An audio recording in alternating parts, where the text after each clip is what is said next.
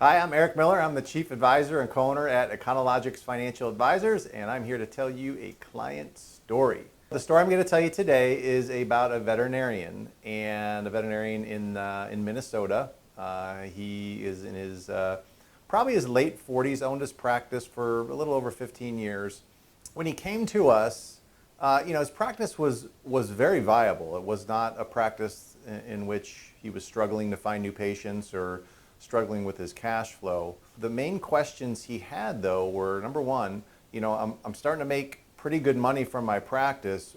What do I do with my business cash? How do I invest it? How do I channel it?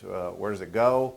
Another question he had was, I'm starting to see my tax rate go up, and I'm not getting much guidance on how to minimize my taxes. He lived in a state that had a very high tax rate, and it was getting up there in a range where 35 to 40% of his money was going to taxes.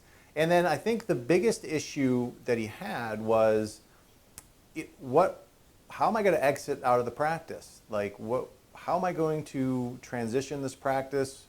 What's the best way to do it? And that, I think, was his primary concern was, am I going to be reliant upon this practice forever? I don't want to be. And, how am I going to exit this practice and still be able to get some value for it? So when we first started working with him, like everyone else, we formulated a plan. And that plan was targeted out so that we could, number one, show him how to better utilize his business cash flow for his household, set him up on a wealth building plan so that he was taking significant chunks of money and able to build significant assets outside of the practice. We gave him a debt program so that we showed him exactly which debts to pay off in what order, and we were able to get his debt, all of his bad debt, personal debt, paid off in just a 3-year period. And more importantly, we were able to give him some tax strategies that he could relay back to his accountant and implement that would allow him to see his tax rate come down significantly. And it went from a 30% effective tax rate down to a 21% effective tax rate.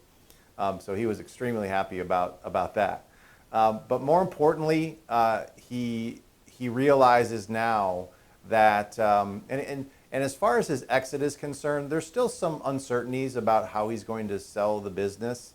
There's still some uncertainties about exactly when that's going to be.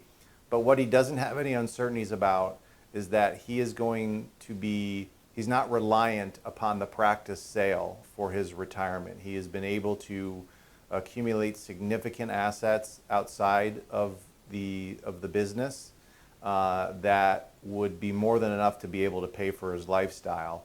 So he has now the ability to determine how he's going to exit out of his practice, whether he wants to sell to corporate, whether he wants to sell to an associate, however he wants to do it. He's in control of the outcome because he's not reliant upon the sale of the business for his retirement. And I think that's what he's most happy about.